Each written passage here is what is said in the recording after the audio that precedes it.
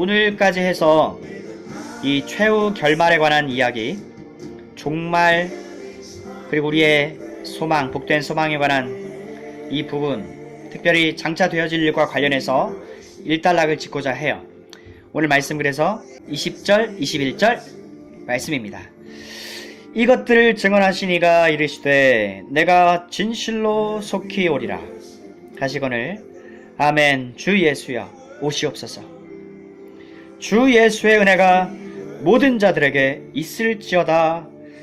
아멘. 계시록과 성경 전체의 결론부의 경고 메시지를 지난 시간 살펴보았습니다. 주님의 온전한 말씀에 더하기 또는 빼기를 하지 말라는 엄중한 경고였죠. 너무나 중요한 사실입니다. 우리는 그리스도의 사신입니다. 사신은 자기 말을 하지 않습니다. 대사는 자기를 보내신 분의 말씀을 전합니다. 우리는 그리스도의 사신, 메신저, 대사, 사자들입니다. 종들입니다. 만일 우리가 임의대로 말씀을 수정한다면 우리는 그리스도의 사신이 아니라 그리스도가 되는 일이라는 것을 우리가 논리적으로 그렇습니다. 이 일은 보통 심각한 게 아닙니다. 에덴 동산에서 이 아담의 행위를 반복하는 것이기 때문에 그렇죠. 우린 결코 주인이 아닙니다. 주님이 주인이신데 주인님의 말씀에 마치 하자라도 있다는 듯이 스스로 그것을 제고하고 수정을 한다면 우리는 이미 주님의 종이 아니라 주님보다 한 수 위에 있는 존재들, 정말 기괴한 존재가 되는 것입니다. 분명한 것, 우리의 본분은 사나 죽으나 죽으나 사나 주님 말씀을 그저 있는 그대로 전할 뿐입니다. 더하기 빼기, 가감이란 절대 있어선 아니 되고 행여나 꿈도 꿔서는 아니 되는 일입니다. 언제나 주인님이 기준입니다. 이제는 정말로 계시록과 성경 전체 결론, 주님께서 요한에게 말씀하셨습니다. 내가 오리라. 진실로 속히 오리라. 한때 도살장에 끌려가는 어린 양처럼 아무 저항도 않고 미세한 소리도 내지 않은 채 주님은 죽임 당하셨습니다. 우리의 구원을 위해서 철저하게 아버지의 뜻에 순종하셨습니다. 모든 순교자 중에 순교자이고 원조가 되시는 주님께서는 교회를 향해 말씀을 주셨습니다. 내가 진실로 속히 오겠다. 이 땅에서 순교자의 자세로 증거사역을 감당하면서 교회는 주님 가신 길을 걷고 있습니다. 지상의 교회는 전투하는 교회, 이미 주님 곁으로 가 낙원에 있는 교회, 신자들은 승리한 교회. 주님의 현재 모습은 지극히 아름답습니다. 이보다는 더 영광스러울 수 없는 모습입니다. 하늘과 땅과 바다와 온 우주의 왕으로 주님은 지금 계십니다. 그런 주님이 교회의 우리의 신랑 되시기 때문에 우리의 영광은 보장되었습니다. 신랑과 신부는 연합되어 있습니다. 우리는 주님의 영광을 공유하고 있고 확연하게 장차 공유하게 될 것입니다. 오늘 계시록 22장 12절에서 이미 주님은 속히 오셔서 우리 각 사람에게 행한 대로 상으로 갚아 주시겠다 약속하셨습니다. 주님이 오시는 날 영원한 기쁨과 감사 찬송에 대해서 옛 구약 선지자 이사야는 외쳤습니다. 여호와의 속량함을 받은 자들이 돌아오되 노래하며 시온에 이르러 그들의 머리 위에 영영한 희락을 띠고 기쁨과 즐거움을 얻으리니 슬픔과 탄식이 사라지리로다. 이사야 35장 10절 말씀. 주님 오시는 날에 우리 입에선 아멘과 할렐루야가 터져나오게 될 것입니다. 계시록 7장 12절 말씀에 아멘, 찬송과 영광과 지혜와 감사와 존귀와 권능과 능력과 힘이 우리 하나님께 세세토록 있을지어다. 아멘. 아멘에서 아멘으로. 그러나 한편으로 이런 생각이 들 수 있습니다. 요한에게 계시록 말씀을 주신 지 거의 2000년이 다 됐습니다. 내가 진실로 속히 오리라 주님이 말씀하신 지가 벌써 2000년이 지났습니다. 속히 오시겠다 신주님이 왜 이리 더디 오시는지 모르겠는 바로 이 생각 말이죠. 그러나 하지만 이 점에 있어서도 여전히 주님에게는 모순이 없습니다. 모순은 언제나 우리에게 있을 수 있죠. 여전히 주님이 기준입니다. 언제나 여전히 주님이 기준입니다. 반대로 우리는 이렇게 생각해 볼 수 있습니다. 주님의 모든 약속은 이루어져 왔습니다. 신구약 성경의 모든 약속이 빠짐없이 성취되었습니다. 단 한 가지만 아직 안 이루어진 것, 이 약속 빼고는 모두가 다 성취되었습니다. 바로 재림에 대한 약속이죠. 여러분, 신자가 자기 신앙이 살아있는지 점검하는 기준이 하나 있습니다. 바로 주님 재림을 열망하는가, 재림에 대한 열망입니다. 1779년에 출생하였고 스위스 바젤의 독일 그리스도인 공동체 간사와 1816년 바젤 선교사학교 교장을 역임한 블룸하르트라는 목사가 있었습니다. 그의 생애는 한마디로 투쟁의 삶입니다.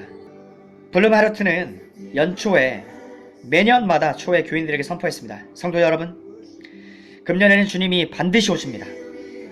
그러나 그토록 기다리고 또 기다리며 눈을 비벼가며 기다리는 주님은 연말이 되어도 오지를 않습니다. 그러나 그는 다음해 첫 주일에 교인들에게 선포합니다. 여러분, 작년에는 비록 안 오셨지만 금년에는 반드시 오십니다. 그런데 놀라운 것은 성도들은 그의 예상이 빗나간 것에 실망하거나 나무라는 이가 한 명도 없었습니다. 왜냐하면 주님 재림에 대한 그의 기대와 열망은 간절했고 누구보다도 이 점을 교인 자신들이 더 잘 알았기 때문에 그렇습니다. 또한 그 진실함을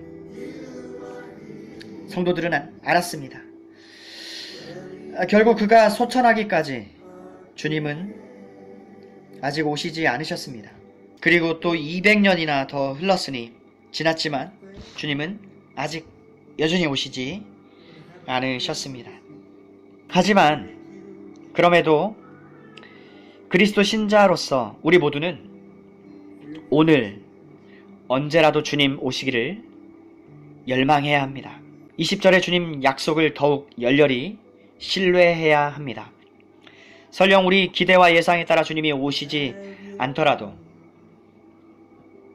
주님께는 결코 모순이 없다고 말씀드렸죠? 주님 재림 여부는 본질상 전적으로 주님 주권입니다. 언제나 주님이 기준입니다. 안 오시면 다 이유가 있는 것이죠. 참된 성도는 나의 기준과 뜻과 나의 열정에 대한 관심보다도 주님의 뜻과 그분의 마음에 더 관심을 기울이는 사람들입니다. 그리고 이러한 법을 우린 늘 배워가며 성장해야 합니다. 도리어 우리는 성경 다른 부분의 말씀을 통해 하나님의 마음을 이해하는 것이 지극히 합당하죠. 베드로후서 3장 8절 9절 말씀에 사랑하는 자들아 주께는 하루가 천년 같고 천년이 하루 같다는 이 한 가지를 잊지 말라. 주의 약속은 어떤 이들이 더디다고 생각하는 것 같이 더딘 것이 아니라 오직 주께서는 너희를 대하여 오래 참으사 아무도 멸망하지 아니하고 다 회개하기에 이르기를 원하시느니라. 주님의 기준이 중요합니다. 관건입니다. 요한에게 계시록 말씀을 주실 때나 성경 전체의 결론에 주신 말씀, 내가 진실로 속히 오리라. 이것은 무수한 세월 좌절됨 없이 줄기차게 진행되어 온 하나님의 거대한 구속 역사, 수많은 약속들 중 오직 단 하나 유일하게 성취되지 않은 약속이란 사실을 기억하는 것이 중요합니다. 이 점을 재차 강조해야 되겠습니다. 여러분, 역으로 생각해 봅시다.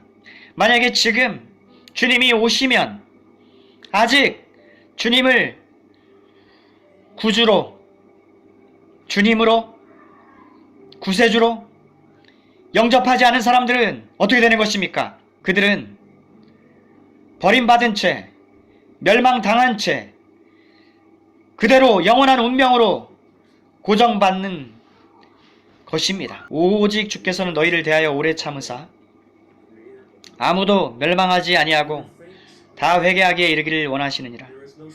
때문에 주의 약속은 어떤 이들이 더디다고 생각하는 것 같이 더딘 게 아니다. 주께는 하루가 1000년 같고 하루를 1000년같이 길게 기회를 주시고 1000년이 하루처럼, 그 긴 1000년을 하루처럼 정말 쉽게 기다리시면서 우리를 또 만나주시고자 하시는 이 두 가지 사이에는 결코 모순이 없다. 사랑하시는 여러분, 우리 모두 그날에 이르기까지 주 예수의 은혜를 힘입어서 성령의 충만한 능력으로 요한계시록 주제 8글자인데 순교자적, 따라해보세요. 증거사역, 순교자적 증거사역을 감당해야겠습니다. 주님이 지금 오시지 않은 게 감사한 이유가 됩니다. 바로 내 옆에 있는, 주변에 있는 사람들 빨리 예수를 영접한 다음에 주님이 오셔야 이들에게 소망이 있습니다.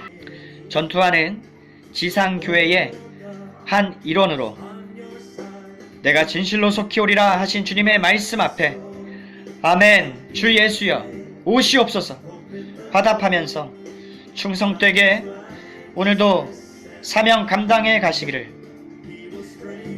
불신자를 향해서 복음을 전파하는 사명, 이제 감 믿은 신자에게 말씀으로 잘 성장하도록 양육하는 사명 감당해 가시기를 주님의 이름으로 축원을 드립니다. 주 예수의 은혜가 모든 자들에게 있을지어다. 아멘. 이것으로 장차 되어질 일에 관한 1단의 시리즈 설교 말씀을 마치겠습니다.